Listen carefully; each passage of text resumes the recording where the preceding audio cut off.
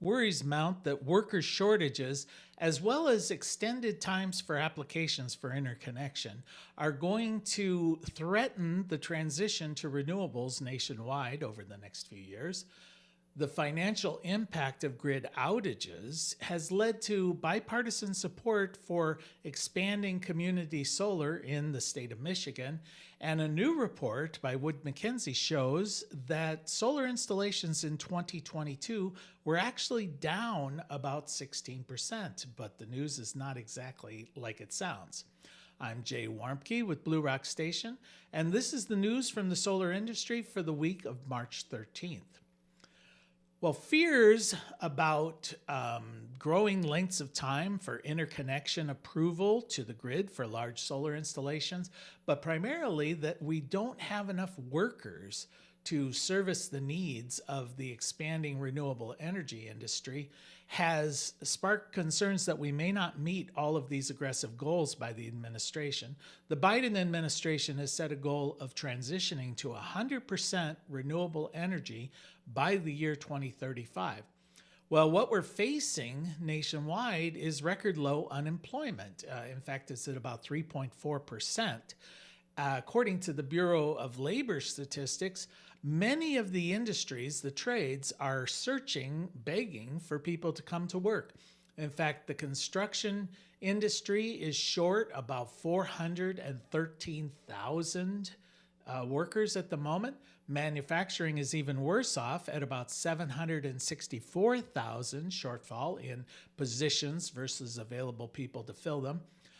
The Bureau anticipates that we will need to add about 80,000 electricians every year for the next 10 years.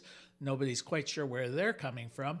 And then put on top of that, the solar industry is saying, okay, in order to meet these goals, we need to add about 700,000 people in the solar industry to meet these goals by the year 2030. Well, they're competing for these jobs against some fairly well-paying positions. The median income nationwide for solar installers is $47,670. Now, obviously, these wages vary from place to place, but this gives you a good comparison between the different trades. The median income for electrician is a little bit over $60,000 at $60,040.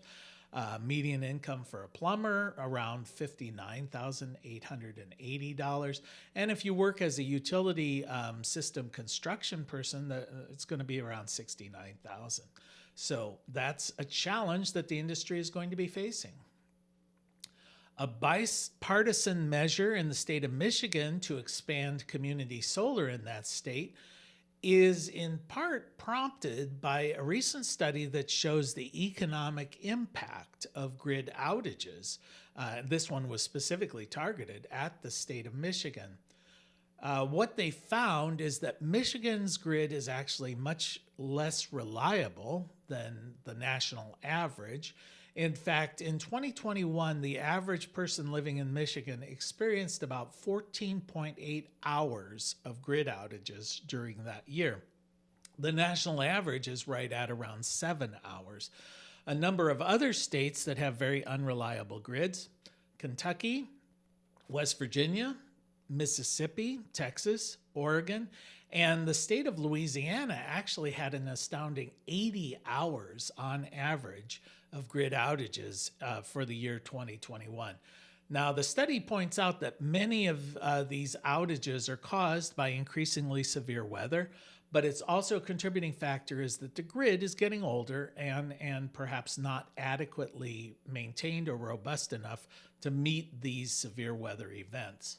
Now, the financial losses that they looked at were losses due to loss of communication, loss of IT data services, loss of water if you're doing, especially in manufacturing, and loss of time to either when the business is closed because there's no power or the time that's required to fix these problems.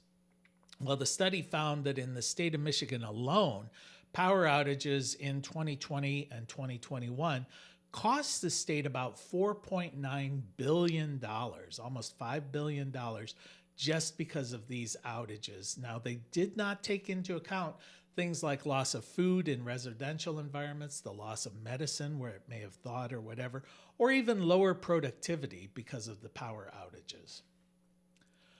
Longi has announced that they will be opening the largest silicon-based solar panel manufacturing plant, and it's going to be located in Pataskala, Ohio. Now that's about 20 miles east of Columbus, Ohio. Going to employ about 850 people. The building, they're anticipating about 1.1 million square feet. Now they're saying that they're going to be starting construction in April of this year, and aggressively they're looking towards completion by the end of 2023. In fact, the article said of full production by the end of 2023. Now, what that does significantly is makes Ohio actually the second largest manufacturer of solar panels behind China. So the state of Ohio is actually second, ahead of every other nation in the world except for China. A new report by CEA, the Solar Energy Industries Association, and Wood Mackenzie found that there was a 16% decline in solar installations in 2022 versus 2021. Now, this was almost entirely due to the fact that it was supply chain disruption. And a lot of that came from determinants of solar panels at the border in customs because of enforcement of the Uyghur forced labor provisions, where many of the panels or the materials made to use the panels come from the Uyghur region in China, and they have been using essentially slave labor. So the U.S. prohibited the impact of those kind of panels, which led to severe supply chain disruptions here in the United States. Utility installations fell by 31%. However, what's not in that statistic is that only about 42% of the systems that were planned to be installed were actually installed that year, and it was because they simply could not get the supplies. They anticipate this supply chain disruption is going to work itself through, and in 2023, according to this report, we should see about a 41% increase in solar installations during 2023. And that's the news from the solar industry for this week. We'll see you next week.